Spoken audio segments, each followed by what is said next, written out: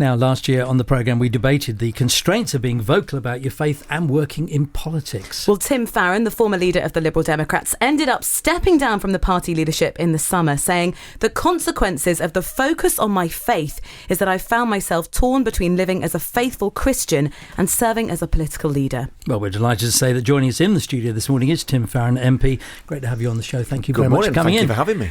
It would have been better to have you in here as leader of the Liberal Democrats. What went wrong? So, I mean, in many ways, things went right. I mean, I inherited a party that... I talk in football analogies far too often, but basically it's about like taking over the management of a relegated team. Mm-hmm. And my job was to stop us basically going out of business. And we did that. We doubled the size of the membership, gave us some purpose and increased the number of MPs for the first time in many, many, many years. But why am I not still leader? I think you summed it up. I made a judgment, and I think it's the right one, that I found myself in a situation, partly because of events beyond my control and partly because of things that were my fault, where I either had to be compromising my faith, frankly, saying things I thought were not true, or be true to my faith and, frankly, be in a situation where I sucked all the attention that ought to be going to be me being the mouthpiece of the party away from our main message. You know, so I'm a committed Christian, but my job as leader of the Liberal Democrats was to get our message across. If you're the the chief executive of a bus company and you spend all your time talking about the gospel and not looking after timetables and your staff, then you probably get sacked. And it felt to me, as the main message carrier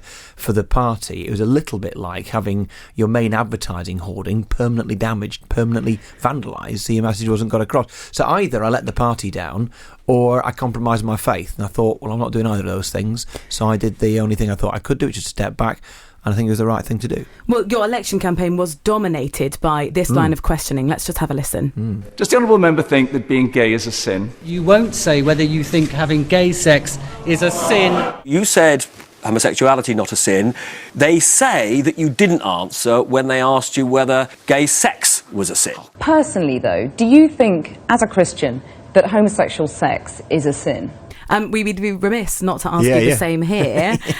Only joking. But looking back at all those questions, which started off 2 years ago when Cathy Newman challenged you on Channel 4, you did sort of come out with differing statements. Looking back, do you have any regrets? Well, it's tricky, really. I think, first of all, yes, I'm sure the things I could have handled more wisely.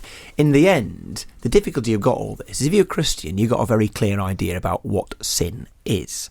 And it is us falling short of the glory of God. And that is something we equally, all of us, share. So in one sense, to be asked that question is to essentially persecute one group of human beings, because sin is something we are all, Jesus accepted, guilty of. But if you're not a Christian, what does sin mean? It's to be accused of something. It is to be condemnatory. And so we're talking different languages. So maybe you could have explained that. Maybe you could have explained, or I could have explained, the biblical teaching on sex and sexuality. Maybe I could have done that. But let's be really brutally honest. With the exception of programmes like this, you don't get more than 20 seconds to get your message across. And the idea that anybody asking me those questions was interested in the theology is naive in the extreme. What do you think was behind those questions? Who was setting the agenda there? There will be some people who think there's some wicked, evil agenda to try and sort of get at me and get at Christians. I think it's more the fact that it was just interesting to journalists and it was just a thread to keep pulling at. There are others, though, I think, who just can't comprehend how somebody can have really strong convictions and be a biblical, Bible-believing Christian on the one hand, and at the same time really passionately believe in people's rights to make their own choices. Essentially, that's what liberalism is. And I think the danger we've now stepped into, not just me, but across society, is that we're in a place where we're tolerant of everything apart from the things that we don't like. And that's not liberal.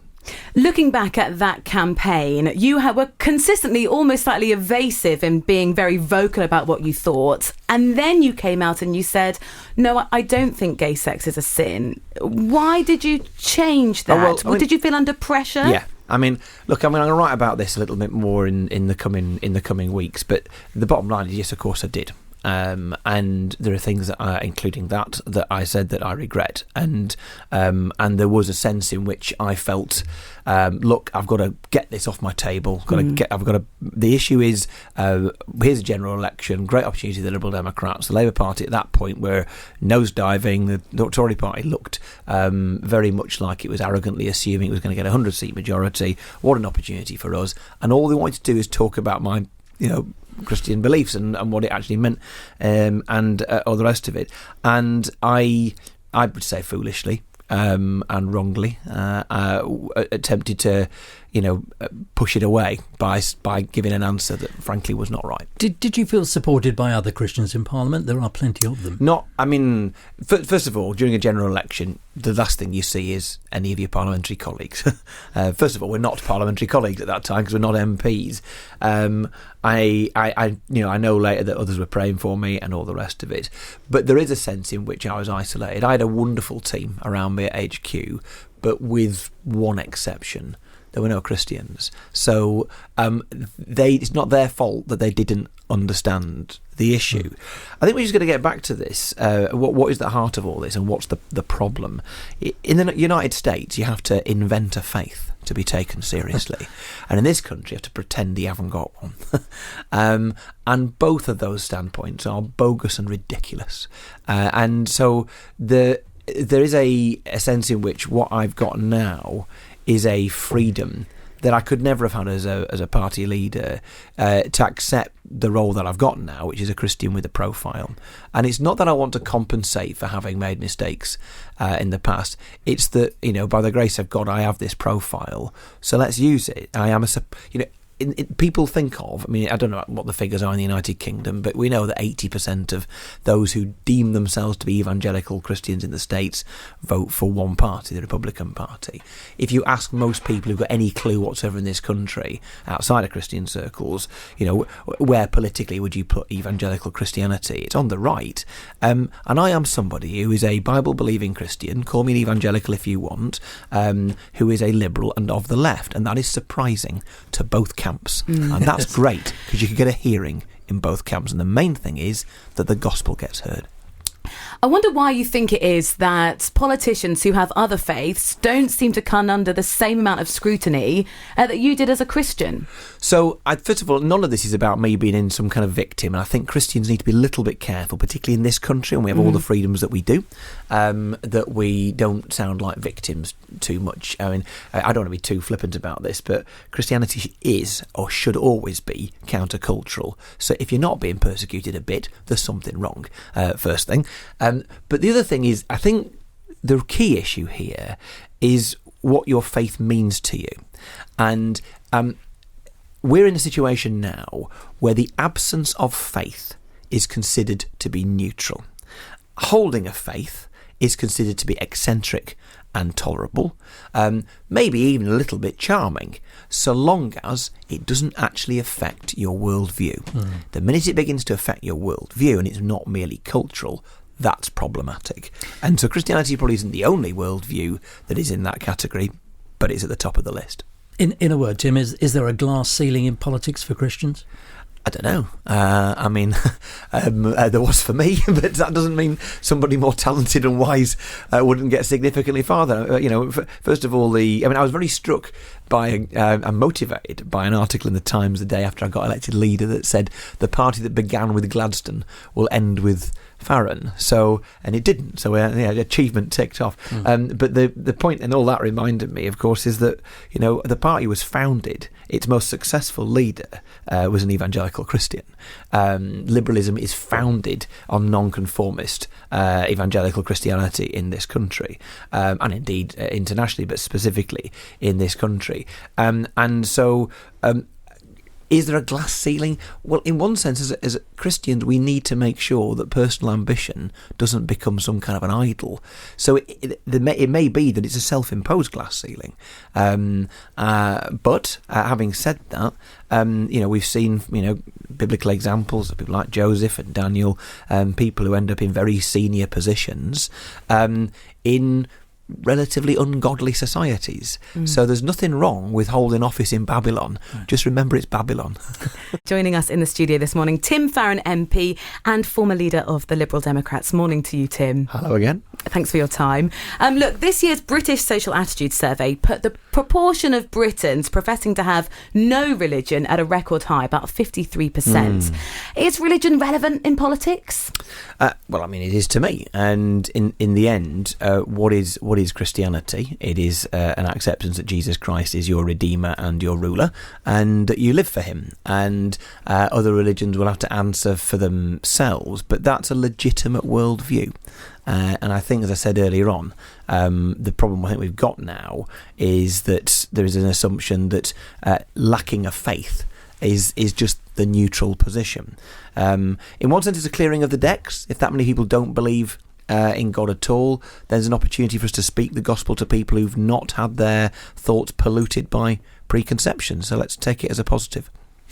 Christians seem to be far more ridiculed for their faith than other religions, don't they? Why do you think that is? I think there's always, of course, the danger that if you are challenging too much of non-Christian faiths, particularly faiths that are held mostly by members of ethnic minorities, that you might conflate criticism of their faith with criticism of them as individuals, and therefore be deemed racist. So people are very nervous about that. But I also think there's a sense in which people believe they're still attacking the establishment when they're attacking Christians. When, as I said earlier on, Christianity and Christians are always radically countercultural, and if they're not, they're doing it wrong. Right. We often ask on this programme, what would Jesus do? Would Jesus be a politician? So I suspect in the current context, no. Why not? And I say that simply because it would involve being a member of a political party. Okay. Jesus was not in any way afraid to cause offence if need be, but would he be deliberately exclusive in a way that would make people who belong to other parties think less of him and listen less to him? So my suspicion is, in the current political map, no.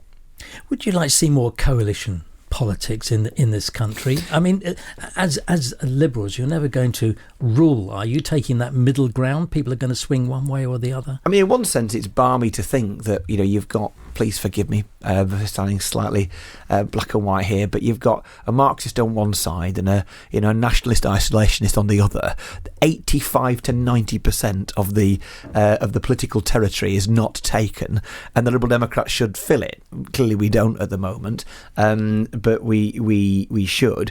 But the idea of coalition, by the way, and for all that I was an internal friendly critic of it for 5 years, I would argue in the last couple of generations, the coalition government was comfortably the best government we've had in terms of stability, and certainly if you compare it to the current shambles, you've got to say they were good years. But irrespective of the parties involved, coalition is good, because grown-ups should compromise and shouldn't always stamp their feet and expect to get their own way. Very popular on the continent. Yeah, they get a lot of things right over there.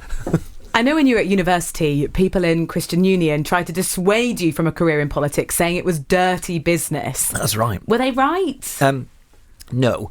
Or if they were right, so's everything else. So's presenting. So's just journalism. Okay, why? So's driving a bus, because you're in the world. And Christianity is utterly radical and countercultural, as I say. It's about living for Jesus Christ and attempting to be humble, forgiving people who don't deserve forgiving, accepting that you don't deserve forgiving but you have been forgiven. It's utterly radical. It is utterly, grace is utterly radical, and the sense that as a response to that grace you are going to obediently follow Jesus is completely radical. And in any situation you are in, as a parent, as a teacher, as a politician, as a journalist, as a bus driver, whatever it is that you do, you will grate against the system. You should, we're taught in the Bible, of course, to do it appropriately, to not be deliberately caustic. Of course, that's right. But nevertheless, the world is murky. We should be in it. Yeah. We are in it. Have you had any positive or negative reaction from your constituents since you're now freer to talk about your faith? Well, the most, very positive, actually. I mean, the most regular phrase I get back is, "Oh, we're really glad you're back," as if they thought I'd gone away. But my ability to knock on doors all the time. And the thing I remember, I said earlier on, I thought the coalition was a good government. The thing I think that I found most difficult about it is that there are times when you vote ways you really rather wouldn't, and a thing that I hate the thought of having to say things that I don't mean, and so now I don't have to worry about that, and I think my constituents are much happier about it, and certainly I am. It's an opportunity now for me to, like I said, talk about the gospel because I can. Let's finish with some quick fire questions. Super quick fire. So speedy answers if we can. Okay. How's Theresa May handling Brexit? Not well. Why? Fundamentally, because I don't think she actually believes in it herself, and she's in too weak a position to deliver what she does want. Do you miss leadership? Mostly no. Right. What were your expectations of doing the job as a Christian? Simply, the job was to save the party. I thought the Liberal Democrats could very easily have gone down the plug hole and we could have wound them up by now. So, job done. Should Christians in politics be more vocal about their faith? They shouldn't be ashamed about it. We should remember that we should do our Christianity as much as we speak about it. And can cross-party faith groups be effective? They are. Christians in Parliament is a great outfit, which is multi-party. It creates great friendships and there's great fellowship across political parties. You were very direct and evangelistic in your resignation speech. Was there any reticence from anyone to say, "Tim, don't say that"? I wrote it myself and didn't clear it with anyone, so it was brilliant. And I was, I don't want to sound too sort of negative, but possibly if I was being neutral about this, the best thing I did was resign. And from a Christian point of view, because I was able to say, look, ambition is great, but it isn't everything. And if you give up what you cannot keep to gain what you cannot lose, as someone wiser than me once said, you're no fool. This is Premier Christian Radio.